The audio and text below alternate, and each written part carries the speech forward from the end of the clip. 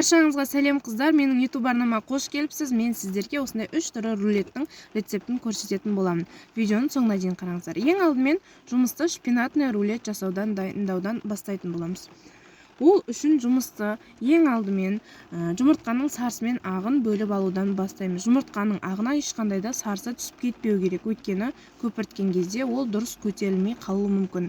Бөліп алған ағына кішкене шым-шым тұз қосасыздар да жақсылап аппақ пена болғанша араластырамыз қыздар. Міне дәл осындай аппақ пена болып шығады.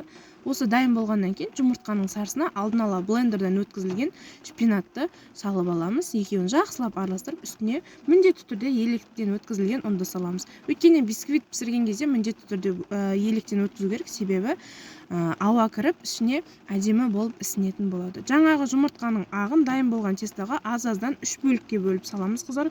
Барлығын бірге салсаңыздар, араластыра алмай қаласыздар. Осындай пышный тесто дайын болады. Бізде оны алдын ала пергамент қағазы төселген ыдысқа қойып, табаға құясыздар. Жақсылап біркелкі етіп жағып аламыз. Пергамент қағазының качествосы мықты болу керек, өйткені пергамент қағазға жабысып қалатын болса, сіздің бисквитіңіз дұрыс шықпайды қыздар. Біркелкі етіп осылай дұрыстап, қызып тұрған печкада 10-15 минут пісіріп аласыздар да. Сразу ыстық күйінше осылай орау керек, өйткені жинаған кезде сынбай әдемі оралады қыздар. Осылай суытып аламыз. Суығаннан кейін жинауға кірсеміз, қыздар, жинау оп-оңай. Осылай пищевой пленканы орап қоямыз, дайындап аламыз, өйткені пищевой пленкамен жинау оңай болады. Жайлап, әсте пергамент қағаздан түсіріп шығып, полный творожный сыр, негесе майлау қаласаң, сливочный сыр жағып шықсаңыздар болады. Ортасына біркелкі етіп жағып, ортасына мен қайнатылған сәбіз және де болгарский салдым.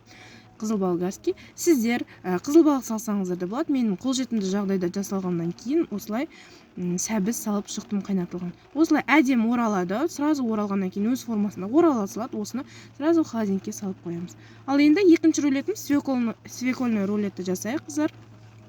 Ол үшін свекланы алдын ала қайнатып, осылай майда теркадан өткізіп аламыз.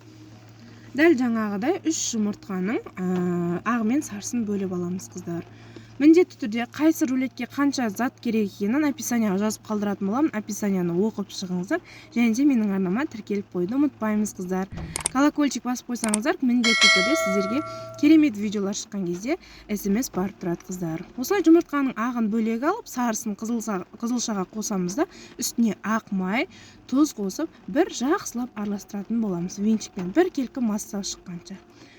Біркелкі масса дайын болғаннан кейін бұның үстіне ұнды саламыз. Ұнын жаңа айттым, міндетті түрде електен өткізілген болу керек. Өйткені ортада ауа болатын болса, ортасына ауа кіріп, әдемі ісіп шығады бисквитіміз қыздар.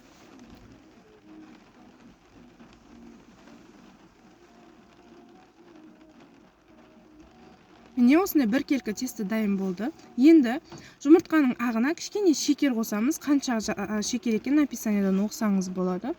Шекер қосып, прям аппақ пена болғанша жақсылап араластырамыз. Жұмыртқаның ағын көпіртетін кезде сарысы түсіп кетпеу керек ішіне қыздар. Осындай өз формасын ұстайтын пена шықты. Бізде осы пенаны аз-аздан жаңағы тестамызға қосамыз. Сразу барлығын қосып жермейміз қыздар. Жай-жайдан бір бетке қаратып осылай араластыратын боламыз. Сонда бізде осындай пышный, әп-әдемі тесто дайын болады қыздар.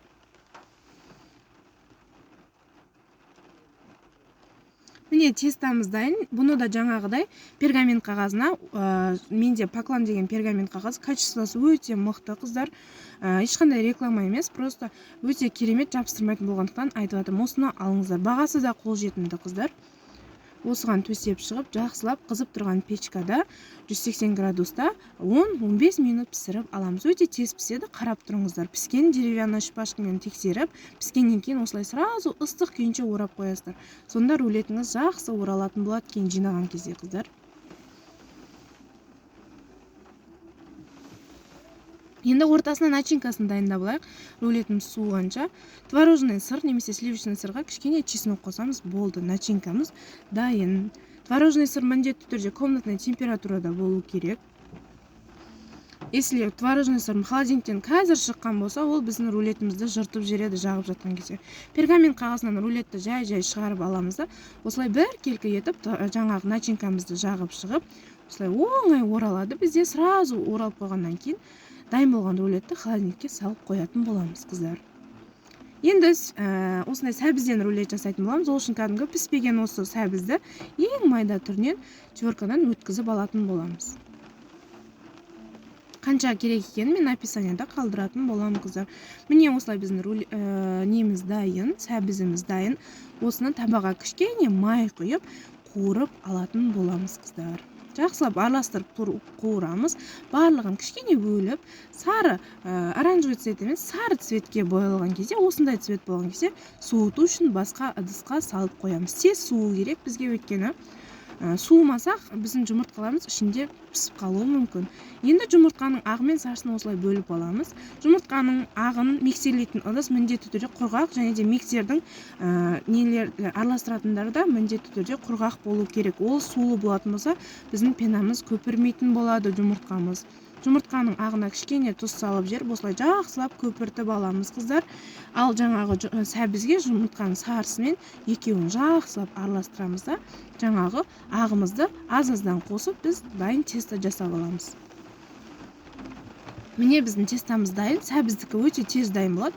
Жаңағыдай пергамент қағазын төсейміз. Қыздар, пергамент қағазына сенбесеңіздер, фольга төсесеңіздер де болады. Фольгаға да ешқандай жабыспайды. Осыны қызып тұрған 170 градуста қызып тұрған печкада 20-15 минут пісіріп алатын боламыз, қыздар. Ал енді начинкасын дайындайтын боламыз. Начинкасы кәдімгі творожный сыр немесе сливочный сырға укропты майдалап турап қосамыз. Укропты жақтырмасаңыз, аз ғана қоссаңыз болады. Мен өзім иісін, дәмін өте қатты жақсы көремін, сондықтан да көп қостым. Осы укропты майдалап турап, екеуін жақсылап араластырып аламыз. Қыздар, тағы да қайталап айтамын, сіздердің сливочный сыр немесе творожный сырларыңыз міндетті түрде комнатный температурада болу керек. Өйткені бұл рулеттер капризный болады да, жарылып кетуі мүмкін сливочный сыр жағып жатқан кезде. Осылай пергамент қағазынан оңай шешіледі. Көрдіңіздер ме, мен качествосын мақтағаным бекерден емес, қыздар. Осылай оңай шешіп аламыз да, жаңағы дайын болған начинкамызды бір келке етіп, барлық жеріне бір жиғып жағып шығамыз, қыздар. Бір жері үлкен, бір жерінде көп, бір жерінде аз болса, рулетті ораған кезде дұрыс шықпайды рулет. Осылай әсте жағып шығасыздар, жылы болғандықтан жақсы жағылады. Енді нығыздап орап шығамыз осы рулетті.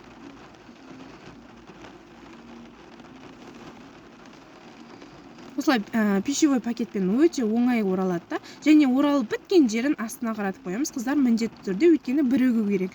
Осылай жауып, міне біздің дайындаған 3 рулетіміз холодильникке бір түнге қойып қоямыз, өйткені әдемі кесіледі. Қыздар, морозилникке қойып турасаңыздар да болады, әдемі болып тұрады. Жасап көріңіздер, әрбір мерекелік дастарханыңыздың сәнін келтіретіні анық. Сіздерге видео ұнаса, лайк басып, коммент жазып кетуді ұмытпаймыз, қыздар.